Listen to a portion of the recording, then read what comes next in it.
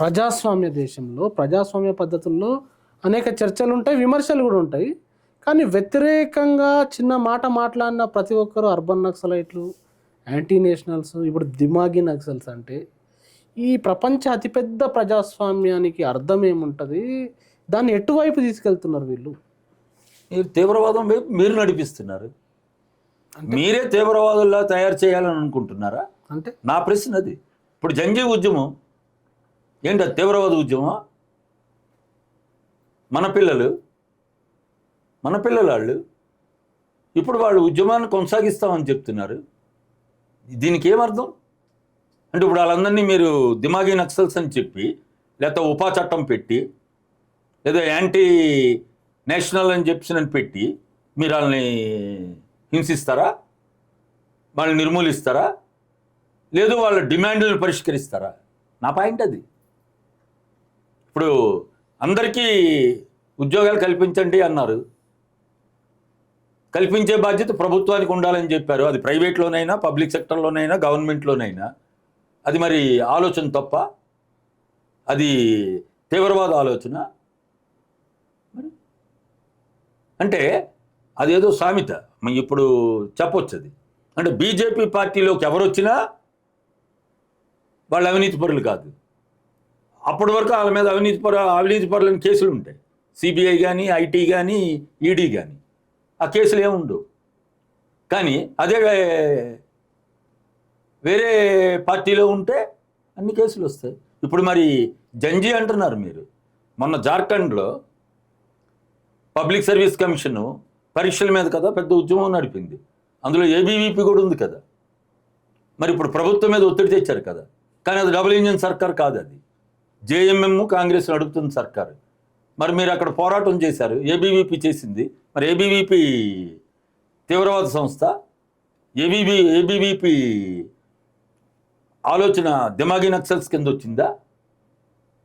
అంటే double engine సర్కార్ లేకపోతే మరి వాళ్ళకి ఏదైనా చేయొచ్చా? మరి ఇదే కదా మీకు వైరుధ్యం. అంటే వాళ్ళు చేస్తే పోరాటం, అవతల వాళ్ళు చేస్తే దేశద్రోహమా? నేను మీకు ఉదాహరణ చెప్పాను కదా, జార్ఖండ్. ఇప్పుడు ఎందుకు మన నల్సర్ విద్యార్థులు ఉన్నారు. నల్సర్ విద్యార్థులు సుప్రీంకోర్టు చీఫ్ జస్టిస్నే రావద్దని చెప్పారు. వాళ్ళ వైస్ ఛాన్సలర్కే చెప్పారు. అది వైస్ ఛాన్సలరే చీఫ్ జస్టిస్ ఆఫ్ ఇండియాయే సమర్థించారు. కానీ bar council of India circular వెలిగిస్తుంది. వాళ్ళందరినీ 2026లో వాళ్ళ భారతదేశంలో ఎక్కడ వాళ్ళు న్యాయవాద వృత్తి చేయడానికి పనికి రాకుండా సర్క్యులర్ ఇష్యూ చేశారు. మళ్ళీ గొడవ అవుతున్న తర్వాత 4 గంటల తర్వాత మళ్ళీ సర్క్యులర్ని విత్డ్రా చేశారు. ఇప్పుడు బెంగళూరులో ఒక లా కళాశాల అదే చెప్పారు. మాకు అసలు సిజేఐ వద్దు, చీఫ్ జస్టిస్ వద్దు, బార్ కౌన్సిల్ చైర్మన్ వద్దు, వాళ్ళిద్దరూ రావద్దని చెప్పారు. మరి వాళ్ళు దిమాగి నక్సల్సా? న్యాయవాద విద్య అభ్యసిస్తున్న విద్యార్థులు. అది ఆలోచన.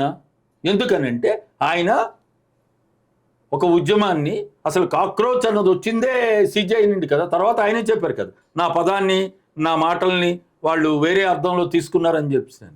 మరి సుప్రీంకోర్టు చీఫ్ జస్టిస్ గారే చెప్పారు. మరి మీరేం చెప్తున్నారు? మరి వాళ్ళని దిమాగి నక్సల్ అంటారా? మరి ఆలోచన ఉంది.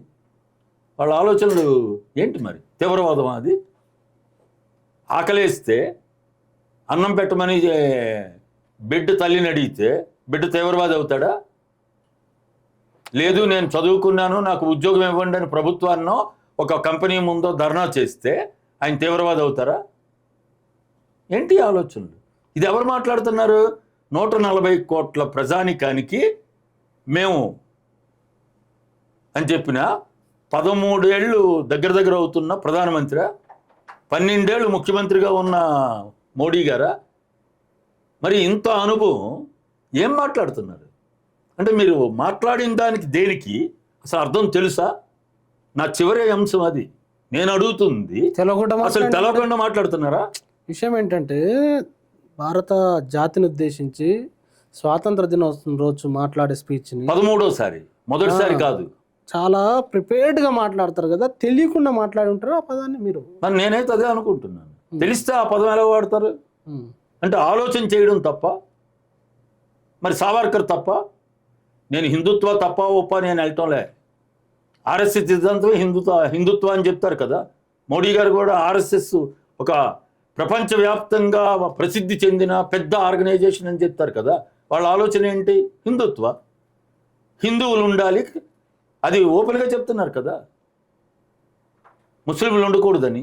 అసలు ముస్లింలు ఎవరు, హిందువులు ఎవరు, క్రిస్టియన్లు ఎవరు, బౌద్ధులు ఎవరు, జైన్లు ఎవరు? అందరూ భారతదేశంలో పుట్టి పెరిగిన వాళ్ళే, తరాల తరబడి. వాళ్ళేం బయట నుంచి రాలేదే. అంటే ఆర్ఎస్ఎస్ తీవ్రవాద సంస్థ అది చెప్పమనండి. లేదు, మీకు అనేక కమ్యూనిస్టులను చెప్పొచ్చు. అసలు భారతదేశానికి పూర్తి స్వాతంత్రం కావాలని డిమాండ్ పెట్టిందే కమ్యూనిస్టులు. తర్వాత కాంగ్రెస్ నిర్ణయం చేసింది. మరి వాళ్ళు కమ్యూనిస్టులు దేశద్రోహులా? చెప్పండి. మొన్నటి వరకు కేరళలో ఉన్నది కమ్యూనిస్ట్ ప్రభుత్వమే కదా, ఎల్డిఎఫ్ ప్రభుత్వమే కదా. ఒక 34 ఏళ్ల పాటు 7 టర్ముల పాటు కంటిన్యూస్గా బెంగాల్లో గెలిచింది కమ్యూనిస్ట్ ప్రభుత్వమే కదా.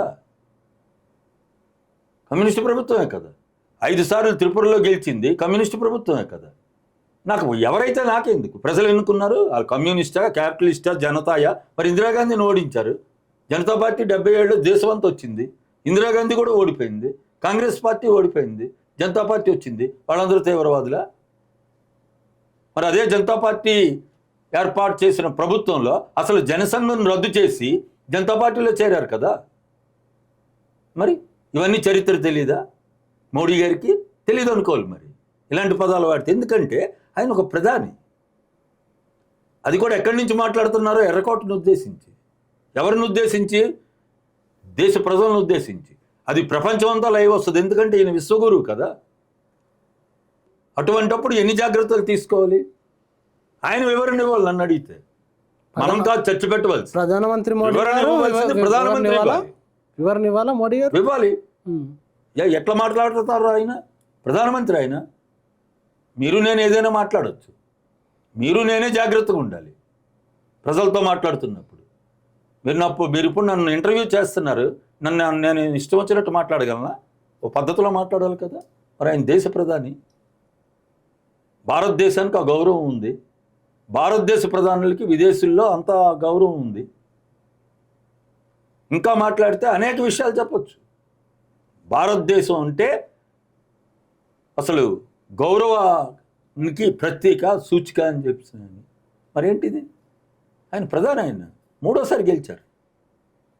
మరి ఆలోచన నాకు తెలిసి ఆయన పదం తెలియక వాడి ఉండాలి. తెలిస్తే వివరణ ఇవ్వాలి. ఎవరు దేశద్రోహులు, ఎవరు తీవ్రవాదులు? ఆలోచన చేసే వాళ్ళందరూ తీవ్రవాదులా? చెప్పమనండి. సంస్కరణలు కోరుకున్న వాళ్ళందరూ తీవ్రవాదులా? లేదు విద్య కోరుకున్న వాళ్ళందరూ తీవ్రవాదులా? వైద్యం కోరుకున్న వాళ్ళందరూ తీవ్రవాదులా? పని కోరుకున్న వాళ్ళందరూ తీవ్రవాదులా? లేదు బీజేపీని వ్యతిరేకించిన వాళ్ళందరూ తీవ్రవాదులా? లేదు ఫైనల్గా చెప్తున్న ఆర్ఎస్ఎస్ని వ్యతిరేకించిన వాళ్ళందరూ తీవ్రవాదులా? భారతదేశంలో వివరణ ఇవ్వమనండి. నేను కోరుకుంటుంది అది.